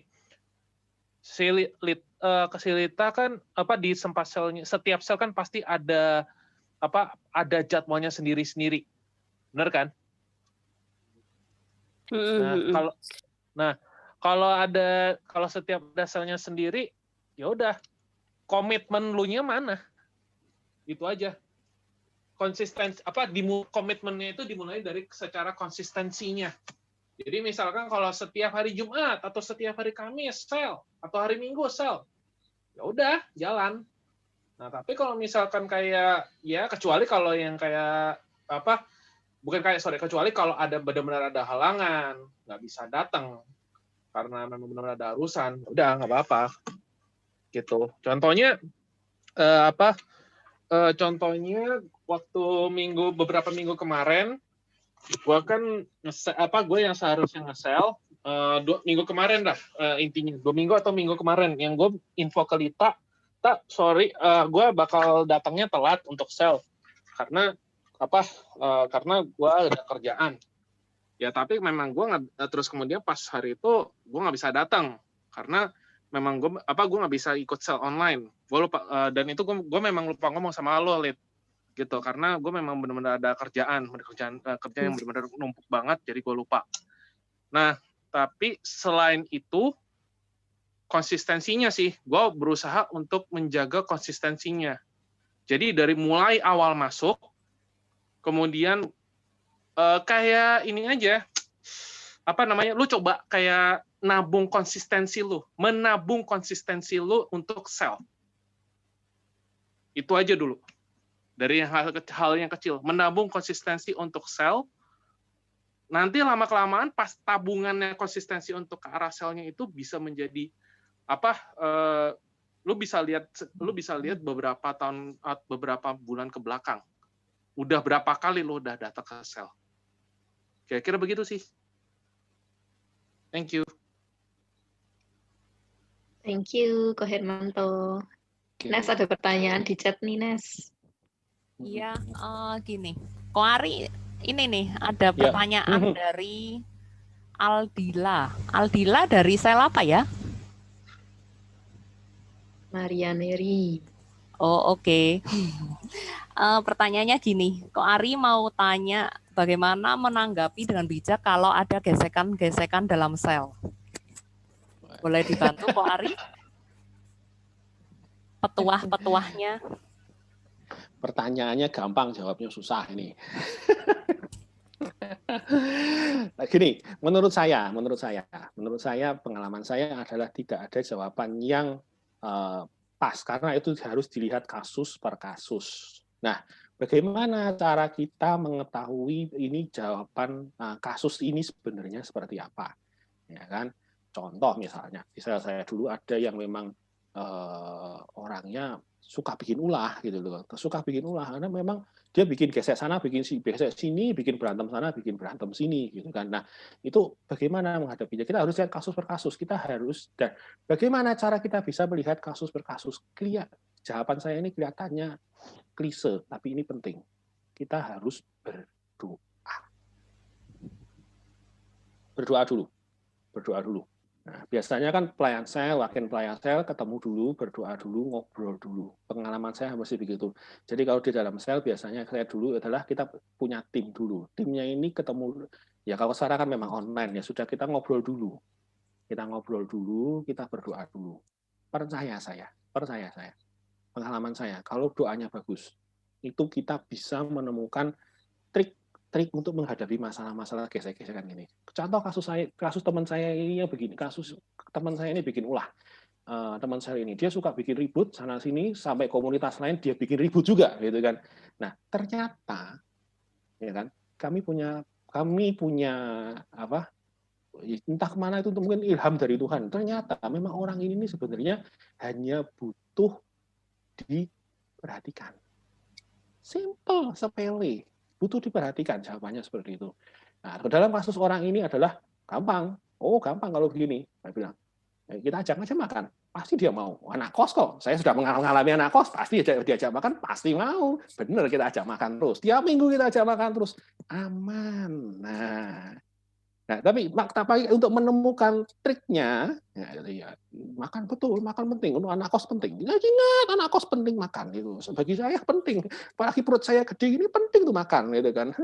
Saya lihat dulu, ini kayaknya bener nih, kayaknya orangnya anak kos. Kita dapat ilham bahwa ternyata orang ini butuh diperhatikan saja sebenarnya. Kasus masalahnya dia hanya gitu kan, itu kan gesek-gesekan gitu kan. Tapi kalau kita tidak mengalami hidup doa yang baik, mau pakai strategi A, B, C, D, E, kadang-kadang susah karena enggak pas. Pengalaman saya ya. Itu jadi setiap kali misalnya, misalnya, wah ini kayaknya ada masalah enggak benar nih, ini orang ini gini. Temu dulu, berdoa bersama. Ya kan? Berdoa bersama, ngobrol bersama. Ya kan? Karena itu pasti saya percaya bahwa doa itu besar kuasanya. Ya kan? Itu enggak main-main itu. Ya kan? Nah, kira-kira begitu. Kemudian ini ada apa? Nah, ini ada direct message ini katanya. Sharing menarik. Sel saya hanya 2-3 orang hadir dari total 6 anggota terdaftar. Bagaimana cara mempertahankan semangat di antara anggota termasuk di tengah kondisi saat ini? Kalau sebagai, ya saya nggak tahu ya, tapi mungkin kalau trik menurut saya yang lain lebih ahli. Kalau menurut saya itu bukan ahli trik dan trik. Kalau saya dulu adalah pada waktu sel saya hanya bertiga, kita menentukan kita harus berdoa bersama dulu. Jadi berdoa bersama itu tiap hari. Jadi bukan giliran, tiap hari. Tiap hari kita memang ada doanya, buka handphonenya, ngobrol bersama, berdoa bersama dulu. Berdoa bersama dulu, bareng-bareng. Timnya itu bareng-bareng berdoa bersama dulu, walaupun cuma bertiga kita berdoa bersama. Ya ngomongnya ya setiap hari kayaknya repetitif gitu kan. Tuhan biarkanlah sel kami ramai kembali, kami bosan bertiga gitu kan. Doanya selalu itu tiap hari. Tapi jangan salah. Pernah baca di kitab suci urusan janda dan hakim yang lalim gitu kan. Janda itu tiap hari cik-cik ganteng isi hakim loh. Bosan loh hakimnya loh. Akhirnya dikabulkan juga gitu kan. Nah, saya mempunyai keyakinan seperti itu bahwa kalau kita berdoa bersama tiap hari, ya kan, ya ini di dalam tim intinya selnya dulu lah, BPS-nya mungkin sama bendaharanya lah, bertiganya lah, ini berdoa terus gitu kan, saya yakin Tuhan kasih jawaban. Ya, jadi kalian saya menjawab ya. Silakan kembali. Oke, thank you Ko Ari. Oke teman-teman. Udah nggak ada pertanyaan lagi ya? Atau ada tambahan mungkin? Ya udah, kita tutup ya. Lagu penutup ada? WL-nya? Oh iya Ada, sih. Bentar. Lupa.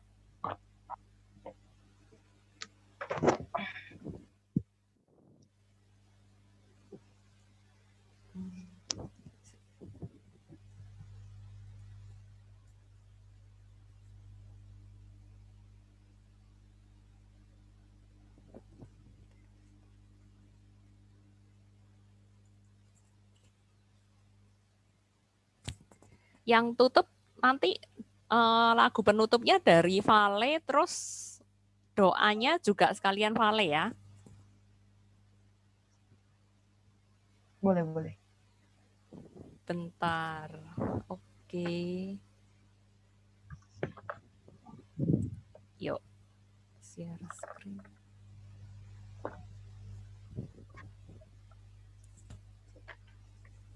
Ya.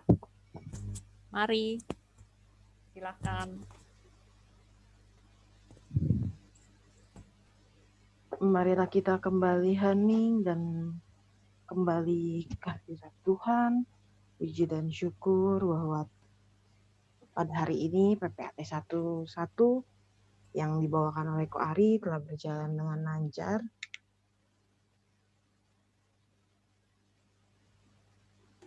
Tuhan sungguh tahu segala sesuatu apa yang kita perlukan di dalam kehidupan ini.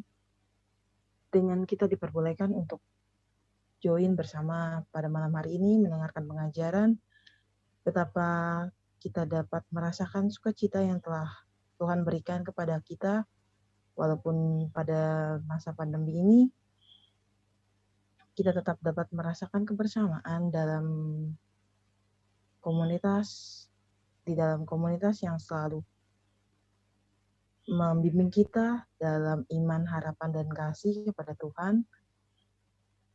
Kita dapat merasakan sukacita yang bergelora di dalam hati ini.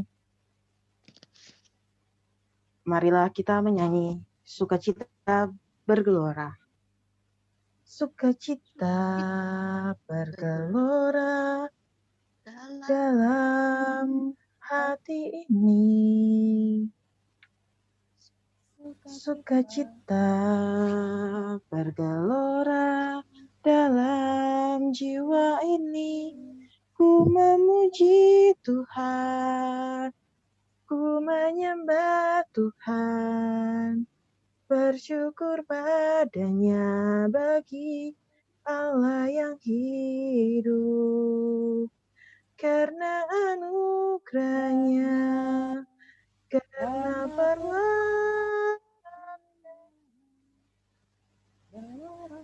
gelora sukacita, oh oh, gelora sukacita, oh oh, di hadapannya. Kasih Yesus indah-indah, oh indah. Kasih Yesus indah-indah, oh indah. Lebih indah dari pelangi, lebih indah dari bintang di langit, lebih indah dari bunga di taman, oh Yesusku. Lebih indah dari pelangi, lebih indah dari Bintang di langit, lebih indah dari bunga di taman, oh Yesusku. Sukacita bergelora, sukacita bergelora dalam hati ini. Sukacita bergelora dalam jiwa ini. Ku memuji Tuhan, ku menyembah Tuhan, bersyukur padanya bagi Allah yang hidup. Karena anugerahnya, karena perbuatannya, gelora sukacita, oh oh, gelora sukacita, oh oh, di hadapannya. Kasih Yesus indah-indah, oh indah. Kasih Yesus indah-indah, oh indah. Lebih indah dari pelangi, lebih indah dari bintang di langit, lebih indah dari bunga di taman, oh Yesusku. Lebih indah dari pelangi, lebih indah dari bintang di langit, lebih indah dari bunga di taman, oh Yesusku. Oh Yesusku. Oh Yesusku.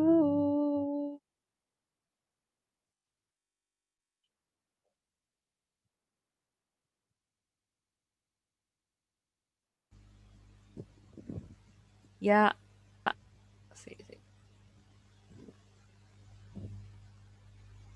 sudah. Ya. Oke, teman-teman. Thank you udah join PPAT malam ini ya. Sampai jumpa di PPAT selanjutnya. Thank you, thank you. Thank you semua, thank you buat petugasnya juga. Ya. Terima kasih Ya, semuanya. thank you. Makasih. Semuanya, thank you, thank you. Makasih semuanya. Thank you.